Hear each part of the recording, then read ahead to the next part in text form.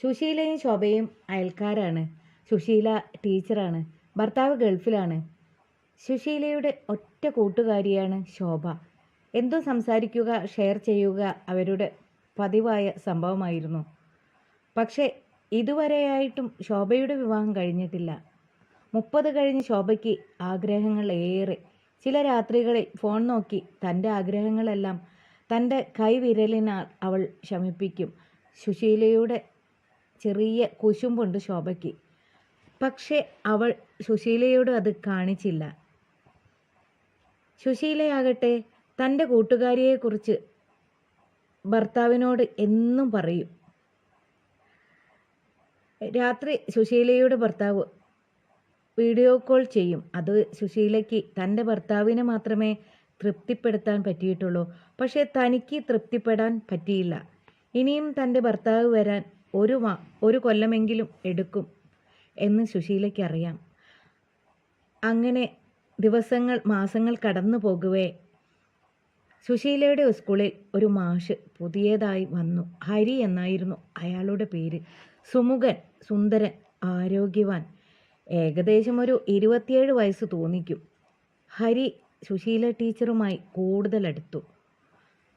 അയാളുടെ കൊച്ചു കൊച്ചു തമാശകളും പരാതികളും സുശീലയ്ക്ക് ഇഷ്ടപ്പെട്ടു. അയാളുടെ വീട് അങ്ങ് ദൂരെയാണ്. പോയി വരാൻ ബുദ്ധിമുട്ട്. അതുകൊണ്ട് അയാൾ സുശീല ടീച്ചറുമായി സംസാരിച്ച് ഒരു വീട് വാടകയ്ക്കെടുത്തു. അത് സുശീല ടീച്ചറുടെ വീടിന് തൊട്ടരികിൽ തന്നെ. ഇപ്പം 2 പേർക്കും രാവും പകലും ഒന്നുമില്ലാതെയായി. 2 പേരുടെയും സംസാരം കൂടി വന്നു. അത് പതുക്കെ സുശീല ടീച്ചറുടെ യൗവനത്തെ പറ്റിയായി. ഒറ്റയ്ക്കുള്ള ഈ ജീവിതം ടീച്ചർ എങ്ങനെ സഹിക്കുന്നു എന്ന് ഹരി അവരോട് ചോദിച്ചു. അവൻ ഒരു ദിവസം ടീച്ചറോട് ചോദിച്ചു, സുശീല ടീച്ചറെ, ടീച്ചറുടെ ആഗ്രഹമൊക്കെ എങ്ങനെയാണ് ടീച്ചർ നിറവേറ്റുന്നത്? ടീച്ചർ അതിന് മറുപടി പറയാതെ തല കുനിച്ച് ഹരിയോട് എന്താണ് പറയേണ്ടത് എന്നുണ്ടായിരുന്നു. ഹരിക്ക് പലതും ചോദിക്കണം എന്നുണ്ടായിരുന്നു. ആ സംഭാഷണം അവർ അവിടെ വെച്ച് നിർത്തി. അങ്ങനെ അവരുടെ ബന്ധം ഒന്നും കൂടി വന്നു. ഹരിക്കുള്ള ഭക്ഷണമൊക്കെ ടീച്ചറുടെ വീട്ടിൽ നിന്നാണ്. അത് സുശീല ടീച്ചറോടുള്ള ബന്ധത്തിന് തീവ്രത കൂടി. ആദ്യമൊക്കെ ഹരി പകൽ മാത്രമേ വീട്ടിൽ വരാറുണ്ടായിരുന്നുള്ളൂ. പതുക്കെ ഹരി രാത്രി കൂടി വരാൻ തുടങ്ങി. സുശീലയുടെ അടുക്കളയിൽ കയറി അവരെ സഹായിക്കാൻ തുടങ്ങി. പിന്നെ പതുക്കെ ടീച്ചറെ തൊടാനും ടീച്ചറുടെ കവിളുകൾ തൊടാനും ഒക്കെ തുടങ്ങി. ടീച്ചർക്കാണെങ്കിൽ അവൻ്റെ ഓരോ തൊടലും പിടിക്കലും അമർത്തിപ്പിടിച്ച വികാരത്തെ ഉണർത്താൻ തുടങ്ങി. അവർക്കത് പതുക്കെ ഇഷ്ടപ്പെടാൻ തുടങ്ങിയിരുന്നു. അപ്പോഴേക്കും ഹരി മനസ്സിൻ്റെ ഉള്ളിൽ അവരുടെ ഇഷ്ടങ്ങളെ മനസ്സിലാക്കിയിരുന്നു. പലപ്പോഴായിട്ട് ഹരി തന്നെ തൊടുമ്പോൾ ഹരിയുടെ കൂടെയുണ്ടായിരുന്ന കുഞ്ഞുമോനെ ഹരി പിടിച്ചമർത്തുന്നത് സുശീല കാണുന്നുണ്ടായിരുന്നു. അങ്ങനെ ഒരു ദിവസം പതിവ് പോലെ ഹരി രാത്രി 7 മണിയായി കാണും സുശീലയുടെ വീട്ടിലെത്തി. സാധാരണ ഹരി 8 മണിക്കാണ് വരുന്നത്. അന്ന് കുറച്ച് നേരത്തെ വന്നു. സുശീലയെ പുറത്തൊന്നും കണ്ടില്ല. അവർ നേരെ വീടിനുള്ളിൽ കയറി. ടീച്ചർ വാതിൽ ചാരിയിട്ടേയുള്ളൂ.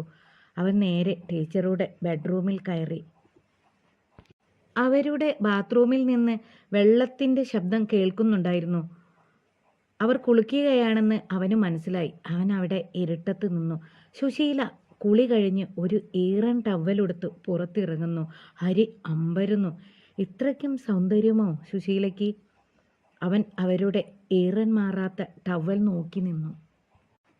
അവൻ മനസ്സിൽ ആലോചിച്ചു, സുശീല ടീച്ചർ ആരും കാണാതെ ഒളിപ്പിച്ചു വെച്ച 2 പഞ്ഞിക്കെട്ടുകളും നേർത്ത വയൽവരമ്പിലുള്ള നനവുള്ള തോടും അവൻ്റെ കണ്ണിൽ വികാരമുണർത്തി. അവൻ നിന്ന നിൽപ്പിൽ മുന്നോട്ടാഞ്ഞുപോയി. സുശീല പെട്ടെന്ന് ഞെട്ടി. അപ്പോഴാണ് അവൾ ഹരിയെ കണ്ടതും. എന്ത് ചെയ്യണം എന്നറിയാതെ ടീച്ചർ അമ്പരപ്പിൽ നിന്നു. ടീച്ചറുടെ ശ്വാസം നിലച്ച പോലെയായി.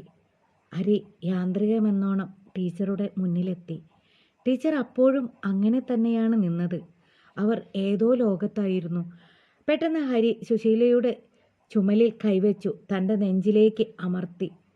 ഹരിയുടെ വലിയിൽ സുശീലയുടെ ഈറൻ ടവൽ ഉതിർന്നു വീണു. അവളുടെ കയ്യിലുണ്ടായിരുന്ന പഞ്ഞിക്കെട്ടുകൾ തൻ്റെ നെഞ്ചിൽ അമർന്നപ്പോൾ ഹരി ഏതോ ലോകത്തിലേക്ക് പോയി. സുശീല എതിർത്തില്ല. അവൻ ആഗ്രഹിച്ച നിമിഷമായിരുന്നു അത്. ഹരിയുടെ കൈകൾ പതുക്കെ പതുക്കെ അവളുടെ സൗന്ദര്യത്തെ തലോടി. ആ കൈ അവളുടെ വാടിയ നെൽപ്പാടങ്ങളെ ഉണർത്തി. ഹരി അവളെ കൈകളിൽ കോരിയെടുത്തു, ബെഡിൽ തള്ളിയിട്ടു.